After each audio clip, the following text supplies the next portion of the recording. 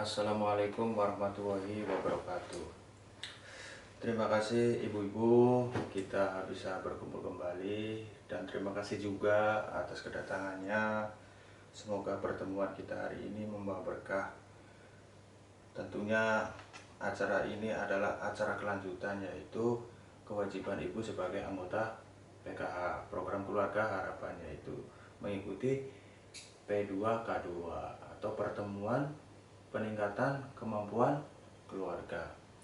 Nah, sebelum kita berlanjut tentang materi yang akan saya sampaikan, marilah kita sama-sama berdoa. Semoga dengan adanya bacaan doa ini kegiatan kita lancar, tidak ada halangan apapun. Marilah kita sama-sama baca basmalah. Bismillahirrohmanirrohim. Terima kasih atas pembacaan doanya. Semoga kita mendapatkan kemudahan dalam belajar. Nah, sekarang kita akan belajar tentang modul 4. Nah, sebelum modul 4 itu, coba ada yang masih ingat enggak modul pertama tentang apa? Ibu Mas Pupa. Tentang apa? Pengasuhan dan pendidikan anak. Ibu Nia, tentang apa modul 2? Pengolahan keuangan dan perencanaan usaha. Modul 3, Ibu Juli, apa modul 3? Apa modul 3? Kesehatan dan gizi. Sekarang yaitu modul 4. Modul 4 itu kita akan belajar tentang perlindungan anak. Ini ada 2 sesi ibu-ibu. Nah, sesi pertama yang akan nanti saya sampaikan ini. Sebelum kita belajar tentang sesi 11 modul 4, kita tepuk salut dulu buat mereka yang masih ingat tentang modul-modul yang sudah saya pelajari. Tepuk salut. Salut, salut. Salut, salut. Salut. Baiklah, kita akan belajar tentang modul 4 sesi 11, yaitu pengertian anak dan hak-hak anak. Nah, coba ada yang tahu nggak apa itu anak? Ada yang punya anak belum, ibu-ibu di sini? Ada yang sudah, ada yang belum, ada yang baru hamil, ada. Coba yang sudah punya anak, apa itu arti anak, ibu-ibu? Coba ibu, ada yang tahu nggak? Nah, sekarang saya akan menjelaskan apa itu anak. Nah, kalau ibu nggak paham tentang anak, sedangkan ibu punya anak, ditanya nggak ngerti, ya aduh, keterlaluan nanti. Oke, sekarang kita akan menjelaskan tentang anak. Apa itu anak? Anak adalah seseorang yang belum berusia 18 tahun atau masih dalam kandungan. Itu yang dinamakan anak. Nah, di sini. Tuh. Ada hak. Yang kedua, apa hak anak itu? Hak anak adalah hak yang melekat pada martabat manusia sebagai insan ciptaan Tuhan Yang Maha Esa, yang sifatnya tidak boleh dilanggar oleh siapapun dan yang seolah-olah merupakan suatu holy area. Jadi holy area itu adalah area yang masih suci, ibu-ibu. Jadi anak itu dianggapnya masih suci, masih bersih. Dia itu butuh bimbingan, butuh kasih sayang. Nah, kalau tidak diawasi oleh ibu-ibu, tidak ada bimbingan, maka akan bisa berdampak pada anak. Nah, ada beberapa hak-hak anak. Di sini saya akan jelaskan ada 31, ibu, banyak sekali hak anak. Di antaranya hak bermain, hak berkreasi, hak berpartisipasi, berhubungan dengan orang tua bila terpisahkan, bebas beribadah sesuai agamanya, bebas berkumpul, berserikat, hidup dengan orang tua, kelangsungan hidup, tumbuh dan berkembang, banyak sekali. ada hak nama, identitas, kenegaraan, hak pendidikan, hak informasi, hak kesehatan, ya kan? Terus hak standar hidup yang layak. Itu ada 31 macam ibu-ibu. Nah, di sini ada semuanya di sini. Nanti cat ini akan saya bagikan ke ibu-ibu, nanti tempelkan di rumah biar ibu-ibu ingat ya. Nah, terus jadi kesimpulannya adalah hak anak merupakan kebutuhan anak baik fisik, psikis maupun sosial yang wajib dipenuhi oleh setiap orang tua atau orang yang diberi tanggung jawab atau kuasa. Kedua, jika orang tua atau orang dewasa tidak melaksanakan kewajibannya, berarti sama dengan melanggar Undang-Undang Perlindungan Anak. Jadi hak anak itu dilanggar ibu-ibu itu namanya melanggar Undang-Undang Perlindungan Anak. Yang ketiga, jika orang tua tidak mampu memenuhi dan melindungi hak anak, maka negara wajib mengambil alih tugas tersebut. Misalnya apa nih, misalkan ibu nggak mampu mengasuh anak, memenuhi hak anak, maka negara itu akan mengambil anak tersebut, contohnya ditaruh di panti sosial dan lain sebagainya. Itu arti dari anak dan hak anak. Terus yang selanjutnya yaitu di samping ada pengertian anak, ada juga hak anak. Nah, sekarang kita akan belajar tentang apa itu kekerasan terhadap anak. Nah, ada yang tahu nggak kekerasan? Kekerasan anak. Oke, saya akan jelaskan ya ibu-ibu. Kekerasan anak terhadap anak adalah setiap perbuatan terhadap anak yang berakibat timbulnya kesengsaraan atau penderitaan secara fisik, mental, seksual, psikologis, termasuk penelantaran dan perlakuan buruk yang mengancam integritas tubuh dan merendahkan martabat. Jadi pada intinya kekerasan itu merugikan fisiknya, mentalnya, gitu kan, dan lain sebagainya. Nah, contoh kekerasan itu ada 3.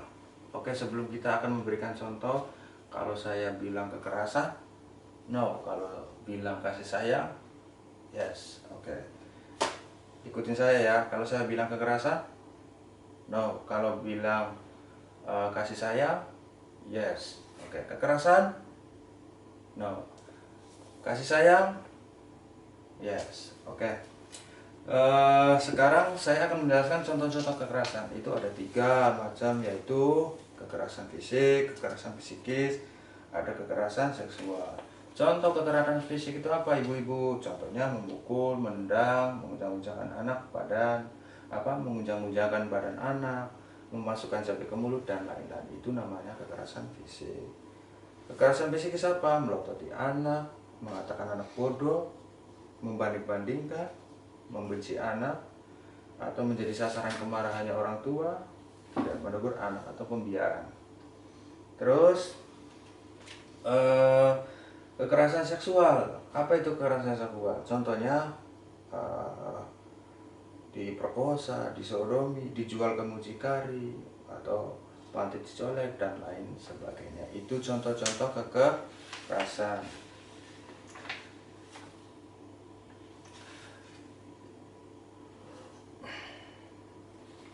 Terus jenis kekerasan dan perlakuannya itu sudah. Nah, sekarang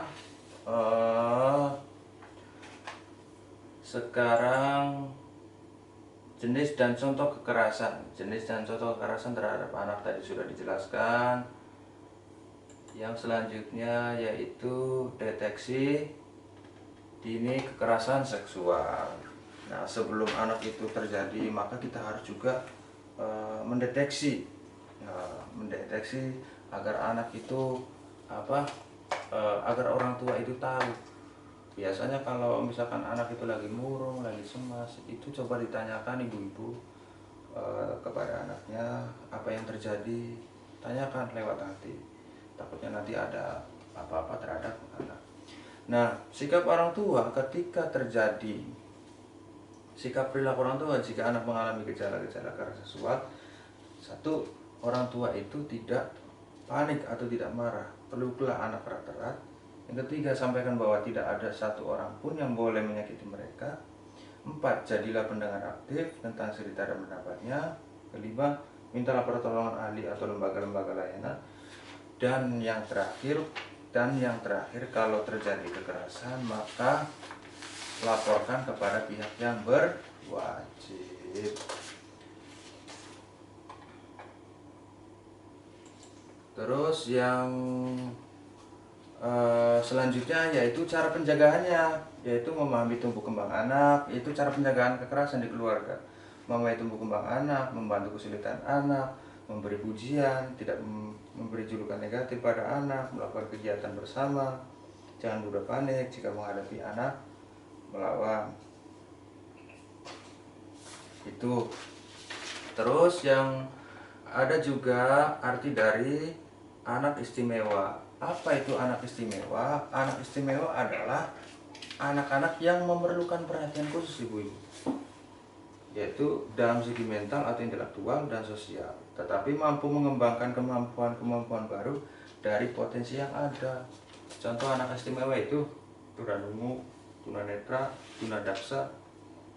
Itu salah satu anak-anak yang diistimewakan. Cara penjagaannya bagaimana?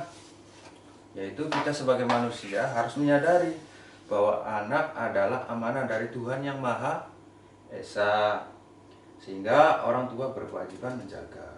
Kedua, tidak merasa malu memiliki anak istimewa. Ketiga, mau memperkenalkan anak istimewa kepada lingkungan. Keempat, percaya bahwa anak dapat mandiri. Kelima, memberikan kasih sayang secara wajar. Keenam, memenuhi hak anak istimewa. Dan terakhir, memberi dukungan kepada keluarga yang memiliki anak istimewa. Jadi itu ibu-ibu pelajaran yang sudah saya sampaikan. Masih semangat kan ibu-ibu? Tepuk semangat dulu, tepuk semangat. Semangat. Ada yang ditanyakan ibu-ibu? Jadi kesimpulannya tadi ada anak, ada hak anak, ada anak istimewa, cara penjagaannya bagaimana, dan materi hari ini saya berharap ibu-ibu bisa mempraktekannya di rumah agar ibu bisa mengetahui arti daripada ilmu yang sudah saya sampaikan. Nah, kalau kita simpulkan itu ada 6. 1. Sikap. Setiap sikap dan perilaku yang membuat anak menderita baik fisik, psikis, sosial terhadap anak adalah bentuk kekerasan dan perlakuan salah. 2. Cara mendisiplinkan anak tidak harus dengan kekerasan. 3. Kekerasan dapat terjadi di mana-mana, siapapun bisa menjadi pelaku bahkan orang terdekat. 4. Orang tua wajib mencegah kekerasan dan perlakuan salah untuk melindungi anak. 5. Mencegah kekerasan dan perlakuan salah dilakukan melalui antara lain deteksi dini, membawa anak ke tempat aman, melaporkan ke RT RW atau polisi setempat. 6. Atau yang terakhir, menghubungi lembaga layanan setempat jika terjadi kekerasan itu kan baik di keluarga, di sekolah, dan dimanapun. Maka ibu-ibu ketika melihat ada kekerasan terhadap anak, segera laporkan.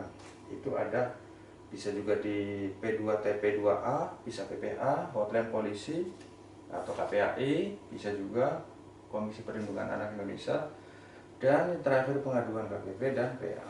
Itu saja ibu-ibu yang perlu saya sampaikan. Mohon maaf apabila ada kekurangan atau kata-kata yang salah atau kurang berkenan.